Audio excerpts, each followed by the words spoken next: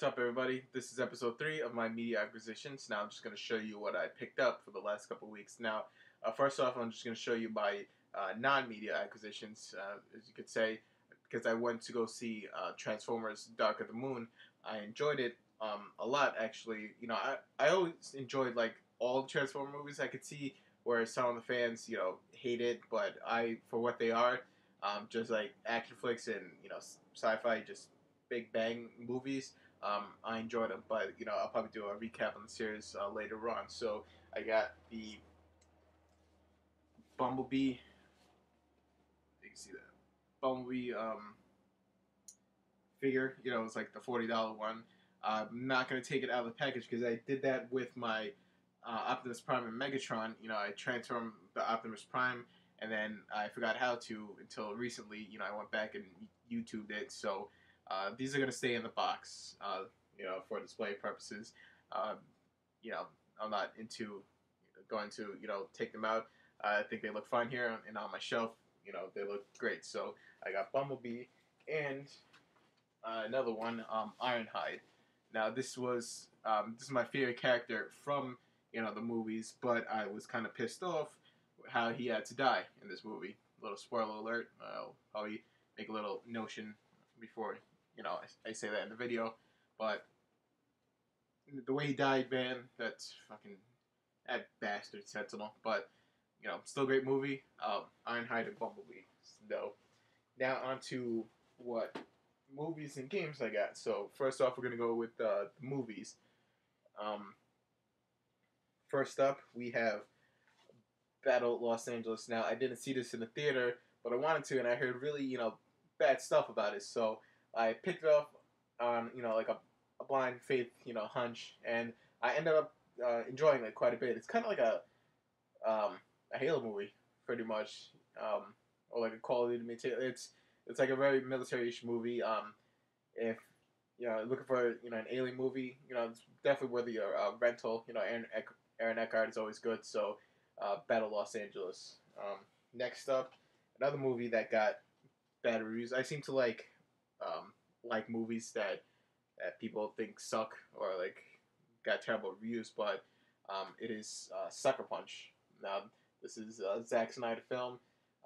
Highly fantasy type, a lot of visual effects. Not a lot on the story, but a feast for the eyes, so to speak. So I'm looking to get the steelbook edition of this.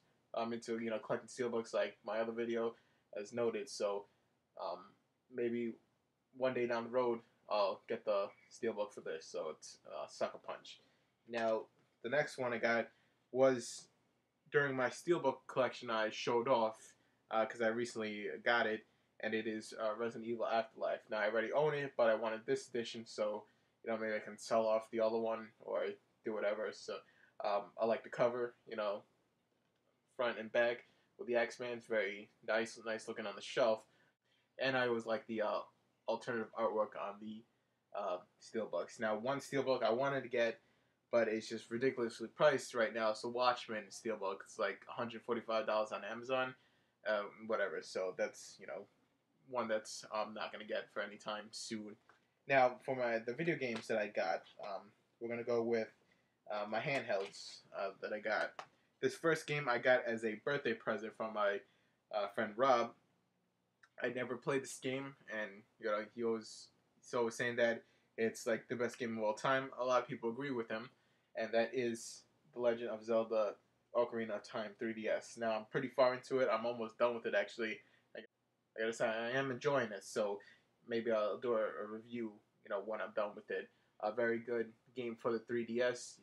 The graphics are pretty amazing. The 3D effects, controls, everything. So this is just plain simple, a great game. Now when you register the game online on Nintendo Club, you get a complimentary Legend of Zelda CD.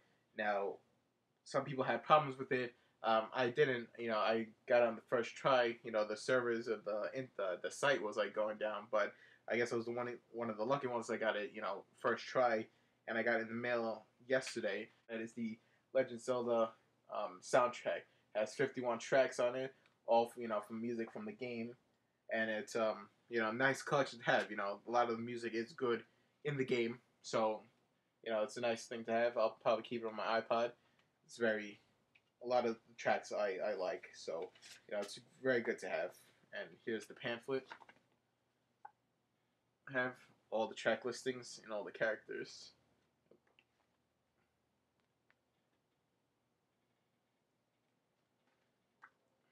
The 25-year anniversary of Zelda. So there you have it, the Legend of Zelda soundtrack.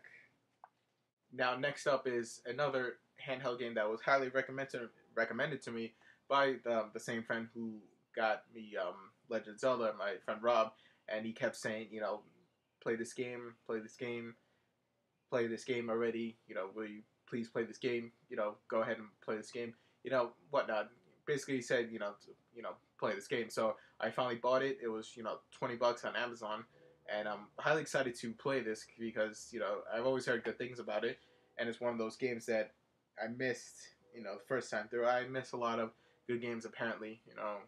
I'll go through my game collection, to see what the hell I've been playing, during that time, and it is Chrono Trigger for the Nintendo DS. Classic RPG. I haven't really started it, so maybe I'll review when I'm done with that. So, another pickup, Chrono Trigger.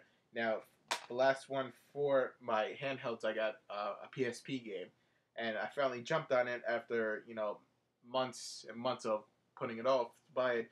It was a cheap price, so, and you can't go wrong. It is one of my favorite series on the Dreamcast, and it was Power Stone Collection. This has Power Stone 1 and 2 on it. Two fantastic games, two awesome games that never got that sequel. It's been a couple years now. It's been about a minute since Power Stone 2. I'm sure there's a fan base for it to warrant Power Stone 3. I don't know why they haven't done it yet. They have done Marvel vs. Capcom. That took them a long time too. So hopefully, since MVC 3 came out, I do have hopes for one day Power Stone 3. So Power Stone Collection for the PSP. Now, my last two games are for the consoles, and this one I got a good deal on Amazon for. It was $2.88. However, with the shipping and handling, the shipping was like $7.98. So it came to $10, but still a great deal. It's a very fun game. I will play the first few levels of it, and I'm highly enjoying it. And it's Mad World for the Nintendo Wii. Highly stylized, black and white. You kill people in the most brutal ways to gain combos, and it's just fun all around. Great mood, great vibe. Just fun, gory, hack and slash, kill fest, pretty much. So, Mad World for the Nintendo Wii. Now, finally, we have for the Xbox 360 series that I'm a fan of. I did not like too much. It was okay. The last game in this, the last installment in this franchise is Splinter Cell Conviction. Now, I'm highly enjoying this. Also, like I said, I'm a big fan of the franchise. However, I do like this change that they went with in this. It's very, fast paced, very like Jason Bourne-ish, like Daniel Craig, James Bondish, very like hand to hand combat, quick style, like you interrogate people in like cinematic ways. The HUD is all fluid. Even the your objectives are laid out in a very unique way. They're like painted on the wall, like on doors, and it's hard to explain. I'll have to show you like a little snippet of it, but if you haven't seen it, but if you have seen it, you know what I'm talking about. I'm very enjoying this a lot, actually, so hopefully I can get into some co-op, and I'll probably do a review for this also. So, final game in this episode, Splinter Cell Conviction. Now, those are all my pickups for the past few weeks, and I'm having fun with all of them, all the games that I picked up. I'm highly enjoying all my movies. I had fun watching, so until next time, catch you later.